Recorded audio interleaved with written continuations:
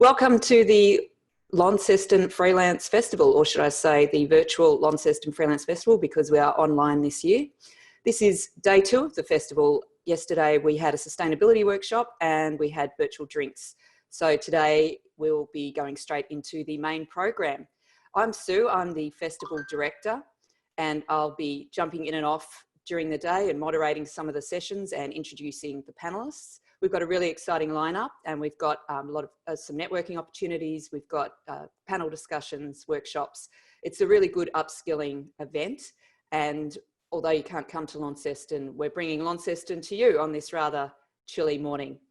Before we go into our first presentation, I'd just like to do a couple of thank yous. I'd like to thank Media Super for being our sponsor of the festival. They've been with us since the first festival a couple of years ago, and they've supported this festival again, which is fantastic. And they awarded the prizes to our competition winners last night. It was a competition about the future of work, and there was some written pieces and some video and some audio, and I'll publish them on our social channels. I'd also like to welcome the Macleay College students. The journalism students are running the social platforms for the festival over the next couple of days. And so you can find their posts on Facebook and Twitter and Instagram. And I'd appreciate it if you could also post on your own social channels. We're using hashtags like Future of Work, Launceston Freelance Festival, Future of Freelancing, and some of the panel discussions. So there'll be plenty of opportunities to network through those social posts as well. I'd also like to thank the writers from Fabulate who are going to be covering the festival. Fabulate's a content creation platform, and they put out a pitch for writers to think about stories they could write about the festival, and 4 of those writers were successful, and they're going to be looking at different aspects of the festival. So over the next few days, we've got a lot to cover. Today, there isn't a huge amount of breaks. So what I really suggest is that after each session, you get up for 5 to 10 minutes, make yourself a cup of tea, walk around, just so we get that OH&S happening. We can often just sit in front of a computer screen for too long. So we've got some breaks in here. Tomorrow there's a few more breaks, but today we've got such a packed schedule that we haven't got as many breaks in today. If you do happen to miss any of the festival today or tomorrow, we are recording it all. We also recorded yesterday's session, and they will be available to you shortly after the festival. So without any further ado, I'd like to introduce our first speaker, who is Dr. Marcus Bowles. And I am going to look at my notes for this because Marcus is very accomplished and I can't memorize everything that Marcus has done. So I'm just going to have a look at Marcus's very impressive profile and read out some of the things that he's done, and he can fill you in about more of his work in a minute. So he's the director and chair of the Institute for Working Futures. His primary interest is with transformational human and technology capabilities and how they create viable futures for individuals and industries. Dr. Bowles has 25 years national and international consultancy, academic teaching and applied research experience. And he's well known for his work in vocational education and training reform in Australia and overseas, but also in ways to enhance adoption and use of information and communication technologies by communities, businesses, industries, and nations. Wow, you can see why I couldn't memorize all of that. Welcome, Dr. Bowles. Thanks, Sue. Yeah, you should just summarise it from memory as he knows a little bit about this topic and he's been doing it for 30 years. So the bandwagon he jumped on was a little bit older than some other people's when it comes to future of work. I'll jump into it. I mean, I'd go through a presentation that obviously is obligatory in terms of giving some information, but that'll be available to everyone. I'm not going to waste your time by just dwelling on that. I'd like to, as you're going through, if you have questions, please post them up in the chat. And if I get time at the end, I'll certainly pick up those questions and answer as many as I can. So I won't dwell for too long on each of these slides, but there's some critical information that I need to go through that I've been asked to look at in terms of what does the future of work look like in terms of the freelance. So in terms of the future of work, the biggest thing that we need to understand is that we're now going through a period where freelance is actually the new normal. And what the hell do I mean by that? I guess I need to explain that. COVID-19 really is, as we've all experienced, given us a shared understanding of how we can work remotely. For a lot of people, this is really new. And all the things that we'd said could be possible by working remotely, people in many cases we're doing already, and certainly a number of people I know on this conference have actually been working in freelance for a long time. But the focus on health and well-being, the shift to remote work, the loss of part-time jobs, and the restructuring of the workforce is ongoing right now. And COVID-19 has accelerated what we knew was going to happen. It's not something that is new in its entirety. It's been terrible in terms of how it's happened and how soon we did it, but it's been remarkable in the sense of how we've done it so well, in the sense of infrastructure and support and moving to remote. And it's been an experiment, if you like, that some call of working remote, but really this experiment has gone so well that we actually see that the numbers we were talking about of people becoming freelance, gig or contract workers, people have a portfolio of things that they do and don't work for one employer, but to work for many employers under contract or under retained services or however they engage. But what we're seeing is all the numbers are supporting the fact that this isn't going to be a rubber band and we'll return to what we were doing before COVID. We will see, in our estimation, around 5 million people working remotely by 2022. We expected that to be around about 3.5 to 4 million. But right now, the numbers are suggesting that many of the large employers have moved all of their automation projects forward. They're actually starting to look at projects whereby people will be working from home more effectively. So we're actually seeing a trend that is going to be continuing. The other thing that we know is that a lot of the things that we're seeing going remote are the ones where, in actual fact, they can't automate those roles. In other words, if you can't go remote and you can be automated, those projects are happening right now. So the unemployed that we're seeing at the moment and people returning to work has been a lot of part-time jobs and a lot in the casualised workforce, but also the people who are working in hospitality and retail.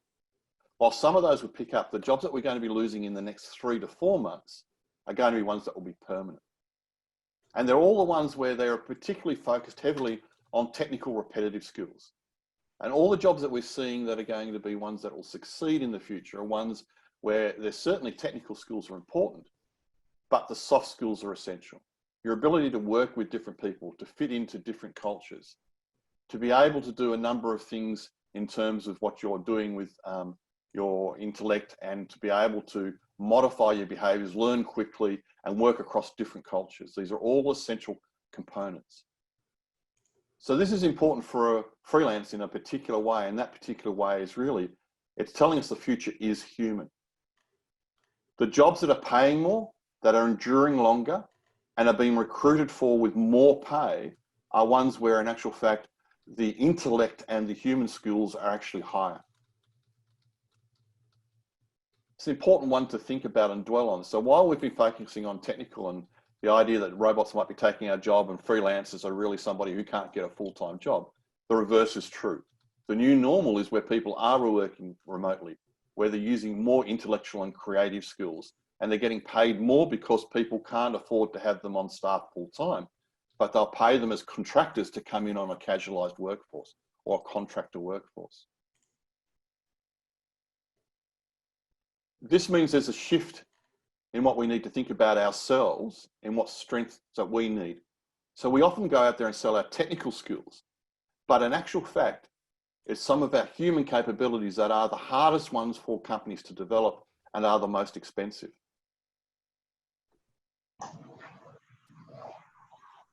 So what does that mean? Effectively what it means, what capabilities matter? What are you going to do to stand out in the marketplace as a freelancer? We've got people coming out of Deloitte and ABC and high-level roles where they are absolutely ready-made to become freelancers. So if you're in the market or pivoting into the freelance market, what have you got to do to stand out? And so there's a number of things that I would argue you need to do in the coming months and year. You really need to know yourself, where your strengths are. You need to have your profile, so you're not just your technical skills, but also your ability to work with different teams, to fit to different cultures. If I had to describe this, it was summed up for me with the procurement manager of ANZ when he said, I have so many gig and contractor and freelance workers. The one thing I want to know is when I put those different players from different companies together in the team, they'll work together and they'll fit our values and our culture. He said, more than anything else, it's the ability to work together in a dynamic remote environment that is really making the things hum in terms of what ANZ and other companies are trying to do. So the blend you need is both technical and human. But where the biggest growth areas are that we're identifying and are really important in terms of the narrative over the next couple of days and what went last night in the Freelance Festival is really to understand it's technical, human, and digital. The biggest growth area is what we call new collar jobs. Don't fit into white collar and blue collar. They're not just technical or professional. They're not just workers or managers. There are people that are coming together in these new growth areas where in actual fact, the new collar roles really need technical and they need soft skills, but they're achieving that pivot to these new roles through non-traditional education, through short courses or professional experiences that are then getting credentialed. So we're seeing a different approach to how people are learning and expressing those skills so that they can get recruited. There are a number of human capabilities that we actually need to be aware of. So there's a list here that are provided, and there's a link that you can go and look at. We make this list available to everybody for free, and it's actually got the details underneath that.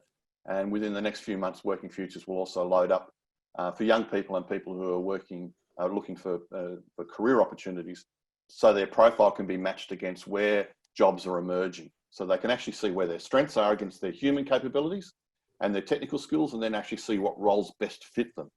We'll try to make that for free, but it's a fairly expensive investment, so we'll see how we go. But these are the capabilities that we have forgotten about, that we knew are important, but now are essential when we're going out there for hires. And the reason they're essential is because in this COVID environment, post-COVID, we've suddenly found that there's at least 4 things that we're seeing all the research coming up with that are essential in terms of companies, in terms of the new hires. They want to be able to work with people who can think differently, that are innovative, that are flexible, not locked into one way of doing it. They got the initiative and drive to work independently. They have digital fluency. In this sense, it's a term that means that they can use digital technologies. I don't just mean use word processing. It means that they can understand social media and how to present a message to different audiences. They can help retailers reach new audiences using online marketing. And the data analysis and insights goes hand in hand with that.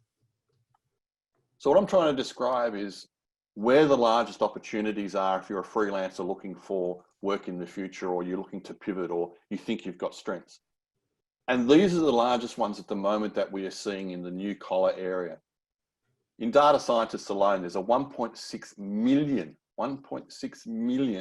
person gap by 2022 on current trends. The talent pipeline at the moment in these areas and cybersecurity are the biggest gaps that we have. Now, not everyone can work in those areas, but if you start to go down the list, you'll start to see, if I actually had expertise in service areas and add some of the analytics or data understanding, then there's actually major jobs in that area, particularly with journalism and media, understanding how to connect with people, how to communicate, how to run specialist projects. This is what we're talking about in terms of the work that's emerging now. Now, these are describing where full-time roles are emerging, but also where people are increasingly contracting people because they can't develop these people internally, and the education systems just aren't generating enough graduates. Words of warning: where should I be looking at perhaps having the warning light go off? If we're looking at where freelance jobs right now are being automated and the work will reduce, then we have on the left-hand side, bookkeepers and financial clerks are right at the top of the list. Cooks, specialist fabricators, personal care therapists, actors, all that might seem like, yeah, we knew all of that. But in actual fact, the changes to business models and how things are occurring are actually affecting work in locations, and particularly in regional locations. So they're the ones which are most exposed. The other ones are ones where the loss of work from full-time employment is increasing the number of freelancers available for people to recruit. So if you're in these areas, it's not saying it's shrinking, it's saying it's more competitive. Web and graphic designers, editors, consultants, transcribers, applications developers. All of these are major areas where there's going to be more competition for freelance work. So how do you stand out? I'll just do a few more slides before I throw it open and I can actually take some questions. The most important thing you need to do is understand your own profile and where your strengths are. You need to have a target. Don't try to be the expert that can boil the ocean. Try to be the person that can actually focus on a particular area and go very well in that area and be able to resell that service multiple times or sell it a few times at a higher value. Usual sorts of things. You need to future-proof yourself by niching in an area that you know that you've actually got the strengths and you're passionate about working in. More importantly, you need to validate your capabilities, what you can do, human, technical, and digital. And I don't mean get a qualification. I mean it might be a micro-credential, which I'll explain in a minute. And then you need to connect, and you need to use your digital platforms to not only display the capabilities that you have that have been validated, so people can really quickly filter you against anyone else and actually see that you have those capabilities already. But in terms of the hire situation at the moment, people are using digital platforms to find people. And I don't just mean things like freelance where you can flip a coin in terms of the quality of what you get, despite what the attributes might say for that person. If you're looking at new collar alone in Australia, there's 38,000 hire opportunities last week in new collar jobs for short-term work. So you need to look at those job boards where people are looking for contractors, or they're looking for people who can be casualized or retained for periods of time. You need to target your capabilities when you know what your strengths are. You then need to acquire credentials that validate what you've got. The same as in the areas that, for instance, Sue Bell, the organizer, has been working on for women in media, where you work with a university and issue a badge that not only says the person has done these things and it's all digitally recorded and assessed, a university will give it credit, even if it's not part of a formal learning program or a degree qualification. It might be run by women in media. It might be run by a company. At the moment, we're setting up as Working Futures programs where we've got informal experiences leading to accessible evidence that actually is given credits in formal courses.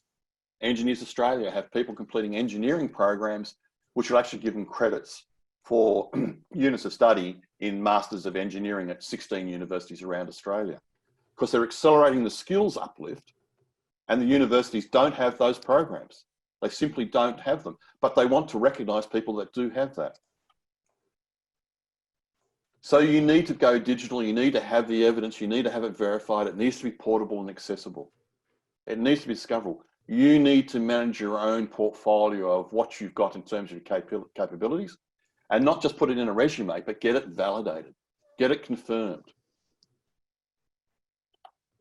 All right, I'll leave that there, but in terms of what I'm talking about and what we're doing, and in terms of how we move forward, what I'm really suggesting is that you're coming into a tight environment where there's going to be a number of people that are actually coming new to the marketplace that may be competing with freelancers already in the market. We also have digital technologies, which in actual fact are taking some functions out of the workforce and out of where freelancers are going to be hired. So while that tightening is occurring, and we've certainly got the pressure from COVID that's occurring, what we will see is that if you can position early, particularly in the new collar jobs, they have to grow, they are growing, but there will be a lag between the next 6 months in terms of where jobs are lost permanently from some areas to where they're created by technology change. But for freelancers, that actually creates the opportunity for more short-term hires where the demand is still there within the employers, but they haven't created the workforces themselves to in actual fact be full-time employees. And as we move on, there's going to be more people working in the contractor or working in the environment where, for instance, there'll be a pool of labour that large companies draw from. Rather than employing those people full-time, they'll have reliable suppliers that they'll continually go back to. I guess this is where I'll stop and actually ask, is there any questions that people have in terms of these particular aspects? And just post them up on the chat if you've got a question. If you're in a particular area and you want to know, is that going to be something where there's going to be sustainability or what you want? I see one from Fran right now. Oh, that was just to me. That's okay. Okay, no worries. I'll moderate any questions that come through. So yeah, please send them up in the chat and I'll let Marcus know. Yeah. Just in terms of background as well, while we're talking about this, there will be a lot more short courses being run. And excuse me, Marcus, there is a question that's just come through. Can you go into a bit more detail on human skills? so the human capabilities in terms of what they are and the human skills are going to be relating to problem solving, critical thinking, the ones we knew about. But there's far more cognition. So there's a lot more about how people think, how they react, how well they can adapt, and more importantly, how they can work across different cultural contexts, not just different national cultures or different diversity within the workforce, but the culture of a workplace, the values that are important within different companies. So at the moment, for instance, the human capabilities that are not being valued but are actually essential have things like empathy. So for instance, all the roles that have been created by technology in online and other areas, you think you wouldn't need more empathy because it's technology enabled. The reverse is true, you need more. So what's happening is we've got situations, for instance, in New Zealand, where, for instance, Treasury switched a lot of people from backroom processing for accountants to front row advice on tax to companies. And the people that were switched across, they had no knowledge about whether they're actually good with working with people. So you can imagine how that went. So there's a lot of things where people think we switch to technology, we need less of something. In actual fact, we need people who can work in technology, in retail and in service areas that have higher empathy and are much better at problem solving using digital means. There's another question as well. Do you list micro-credentials on a resume, and is a micro-credential without corresponding experience showing you have used it any good? And that comes back to the question as well about validation. So the micro-credentials by definition are credentials that have actually been assessed and evidence gathered and assessed in a way where the university or a provider, particularly an RTO, registered training organisation or TAFE, a formal provider is prepared to give it credit. Digital badges, so for instance, a lot of short courses have been run and offered with what are called credentials, but they're just a digital badge. The digital badge basically says a person's completed the course, and you can put it on your digital resume and people can find it. But if they click on it, the metadata doesn't tell them anything about university credit or status that has any real validation by a third party with that can be trusted by an employer. So it's that trust in a micro-credential, and it's particularly a credit into a university or professional body that has given it credit is essential. And yes, you should list them on your resume, but you should go digital. You should make sure that they're able to be found and discovered by people that are using your social media or using your LinkedIn. There's more questions. Do you want me to keep feeding them to you, Marcus, or do you want to keep going and then we'll go back to the questions? You can feed them to me as you go, if you like. Okay, so somebody else wants to know which employers are looking for all these new skills, which industries? Okay, so the industries that are looking for them the most are obviously the ones that are going to be using the new collars. So the ones that are using them the most at the moment is, by state it may vary, but in overall and nationally, particularly the banks, the major changes that are occurring, as you would know, in startups, where there's a lot of new businesses that are starting. So they want a profile of people that have a mix of disciplines coming in, and investment decisions made in those new companies is based on that.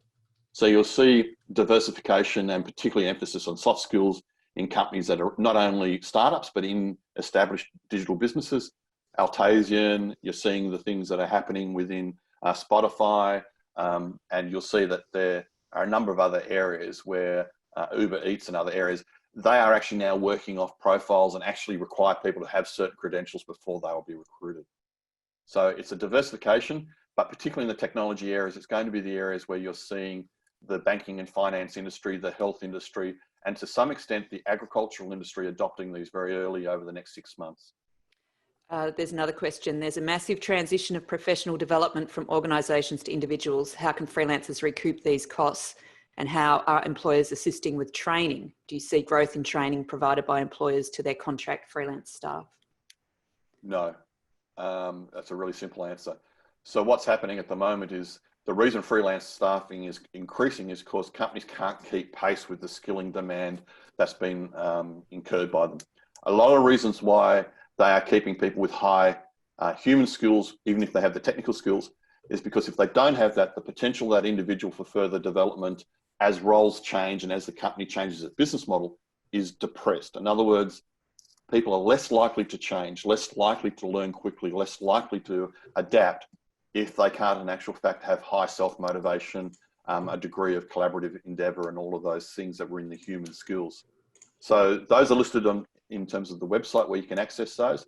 But companies are recruiting those because they have the highest value to potentially have those people shift from freelance to full-time. So there'll be a trend back the other way as we actually find that there's going to be contract and project workers who continually get more and more projects with the same employer because they're delivering the outcomes and adapting and responding quickly to their demands. So that's why there is probably less likelihood of employers paying for that sort of education and training, and why a lot of the work that I do is trying to get the educational providers that government fund to understand they're targeting the wrong skills. They actually need to shift some of the things that they're focusing on to make people more employable.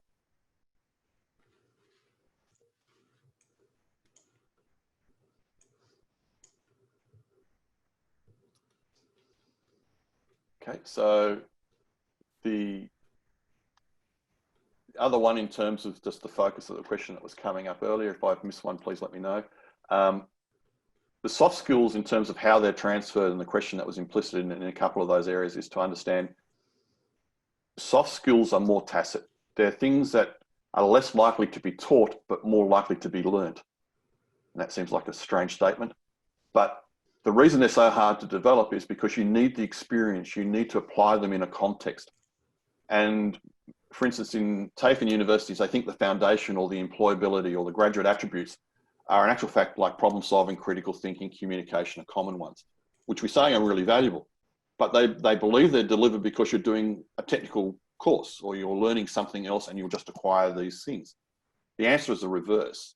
It's because they're so hard to codify, to put into a course, that they have the highest value to employers. So I know you're taking a lot on trust, but if I was to show, which I can't, unfortunately, the profiles of the new recruiting that's going on, the heaviest emphasis is placed on people, for instance, at the beginning of a career that have gone overseas, which we can't do right now, or work in sports or in community organizations, or doing things other than what they did just in schools or just as they exited schools. It's about that experience in applying and learning and collaborating with other people that can only be learnt through its expression. It can't be taught by just doing a knowledge-based course.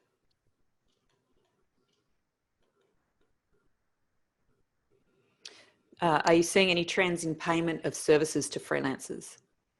Yes, I am. So I won't surprise you that we're seeing the freelancers who in actual fact can immediately fit into the culture and work in those team environments and are much heavier in their own personal expression of what they're strong at personally. So again, not all employers, remember you're going to target niches, but the niches that are growing are far more about the personality as well as the technical skills than they are just about what you did before and what your job was and why you think your qualifications make you eligible for a role. That's okay, but you need to express your personality. And what's happening is we're seeing, and this research wasn't done with me, it was done in conjunction with work that I was doing with Deakin University and with Deloitte. And what was found was that there's at least a 10% higher payment for the freelancers with the soft skills. So in other words, if all things were equal and on average salary, then across the board, they were seeing that the higher for every percentile point increase in human skills, a $3,900 increase in payment to that person over the year. So that may seem not very much, but for every percentile that you can express better how your personality-based attributes enhance your delivery of a freelance service, it was being remunerated higher. The other thing is that freelancers are getting paid a lot more in a way that if you're working in highly technical areas where they don't want your competitor to have it, is there's new models, particularly around things that I do. I try to have a percentage of my own work as the Institute for Working Futures. We do work for clients. I do work that I'm trying to do socially in investigating the future in universities, but I also have retained services that gives me a base income where some of my clients will retain me so my other clients don't get access to that. So they're competitors, they don't want them to have access to certain knowledge I might have. So they retain my services, even though they might not be using me every week, they retain it. So the retention of knowledge and the conscripting, if you like, of that knowledge to a company is somewhere where you can actually be a stronger base for a freelancer to get a base salary, because people don't want you to work for other people. So don't forget, you don't have to work for the money. Sometimes you can actually not work for other people and still get paid.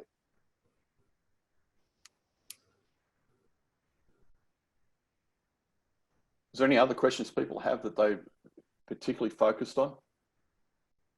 We're almost up for time anyway.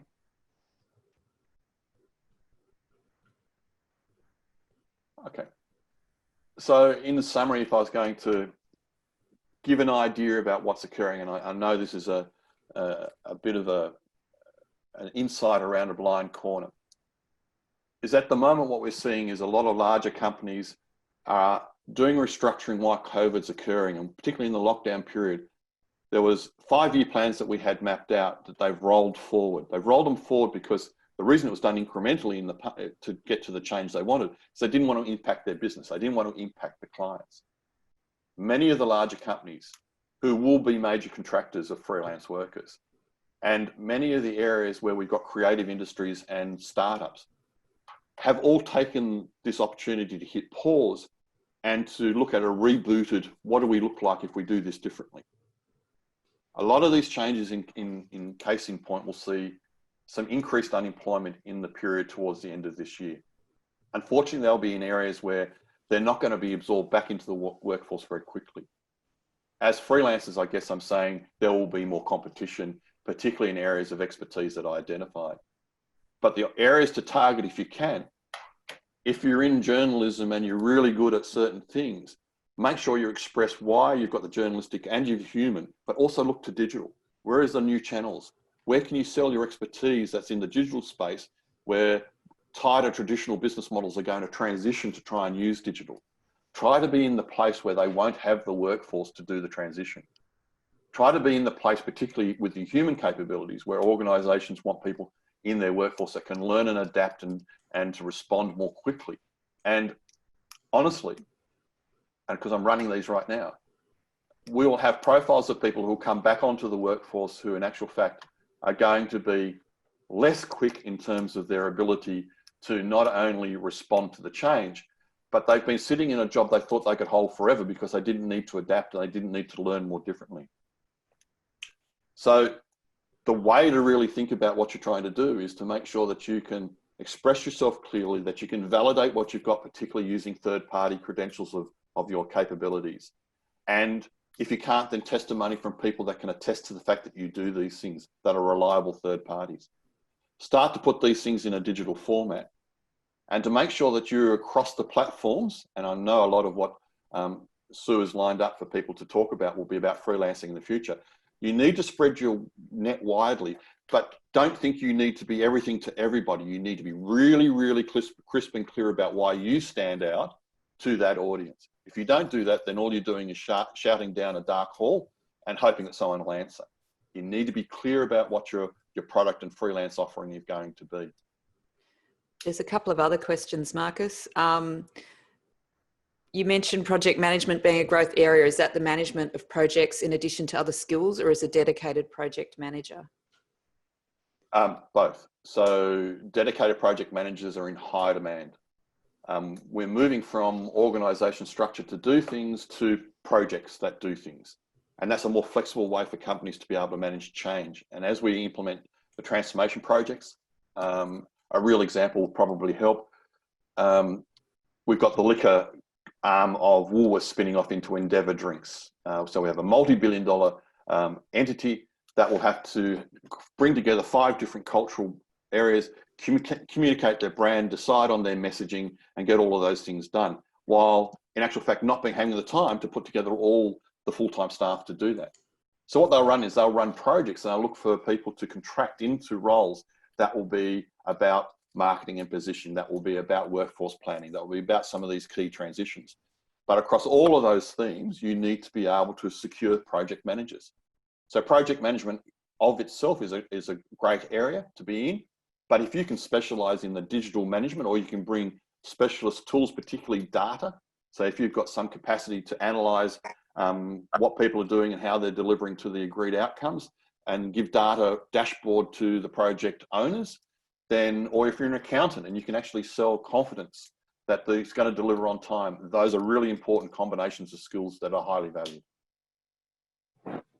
A simple question: when finding freelance work, how wide is the net you spread to get clients? I think that goes back to my comment that you should spread it as far as you can, as long as you've got a targeted message. Don't try and get everybody into your net. You've got to be able to stand out and make a difference to the people that need you and express that in a clear way. If you try to be everything to everyone, then your ability to build a profile and to be seen as an expert in one area, or to be able to appeal to that person with all the noise of many other freelancers that are going to be emerging, I think needs to be considered carefully. Are there any more questions from people? Any more questions? Have you finished sharing your slides, Marcus, or have you got a few more slides to go? No, I finished, thank you. That was basically everything I needed to go through. I've just reclaimed the screen from you. Yeah, any more questions? I mean, it's a fascinating discussion. When Marcus spoke at the last festival, the panel, there was a couple of other people on the panel, but it was one of the most popular sessions that we had, and so many people came up to me afterwards and said, you know, can we please know more? Where can we find out more information? So you've got a lot of this on your website as well, haven't you, Marcus? And I'll put your details into the chat.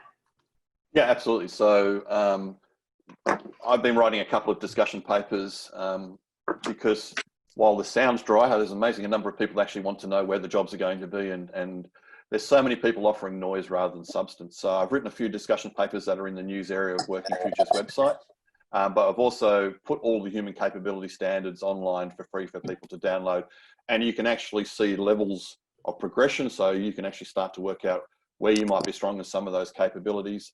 And all of those capabilities can be credentialed through multiple universities or other mechanisms. Right. Yeah. I know that, like, we are entering a very sort of unknown territory in a way. So a lot of your research, I guess, was based on, you know, what you could see was happening. I mean, COVID's probably thrown that into, you know, thrown into the mix. And I think that freelancing, as you were saying before, is going to be huge. Like, there's going to be so many people freelancing, and it's sort of like just hastened what was going to probably happen anyway, hasn't it?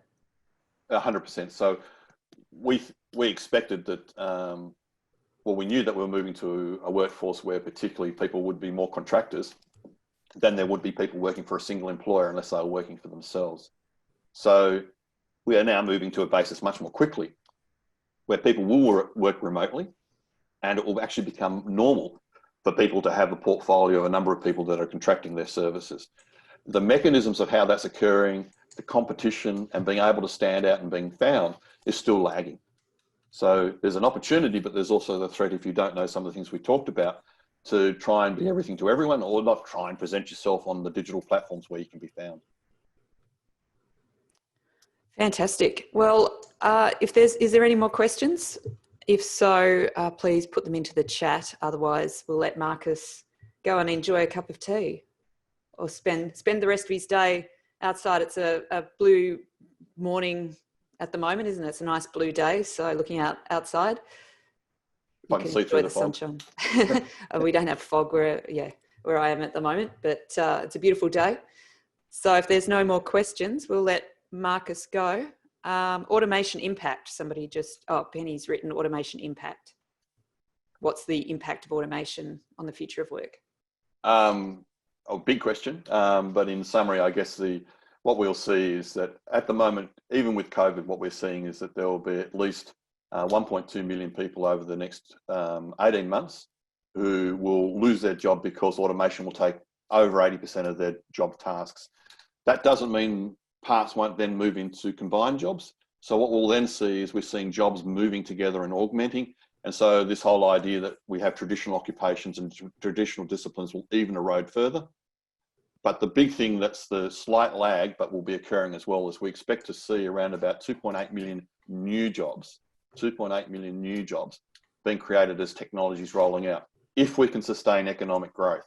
In other words, of itself, automation will reduce costs, but it doesn't create new growth. the new growth is the thing that we really is the hardest to predict, and that's where the risk of competition in a slow economy becomes really, really strained, because we'll have more people out of work because of automation. We'll have automation actually creating some new roles, particularly in the new collar, which are very reliable and will be in demand anyway. But other areas like agriculture, health, social services, government, those new roles won't emerge unless we can actually get the economy growing. So particularly for regional Australia, particularly if you're in Tasmania and in a call centre or working for government, you need to, if you're going to be a freelancer, make sure you've got a really solid niche. Interesting times ahead. Indeed. Okay, well, thanks very much, Marcus. And if there is any more questions, then please forward. I put Marcus's email into the chat, and I'm sure he'd be happy to answer any of those questions. So thank you very much, Marcus. That was brilliant, as always. Very fascinating research you've got there. No worries. Good luck with everything else, guys. Okay, thank you. Well, I think maybe if you want to just have a quick break and a quick stretch, we've got our next freelance panel coming up in about 4 minutes. So yeah, have an opportunity to have a think about maybe some questions you might like to ask the freelance panel. There's some fantastic experience amongst all of them. They've all done amazing things. But yeah, just get up, have a little stretch, and this next session's about 75 minutes long. So, you know, you might need a bit of a break before we start. So I'll just organise all the panellists and get them ready with their video. And yeah, we'll be starting with the next panel in about 3 minutes.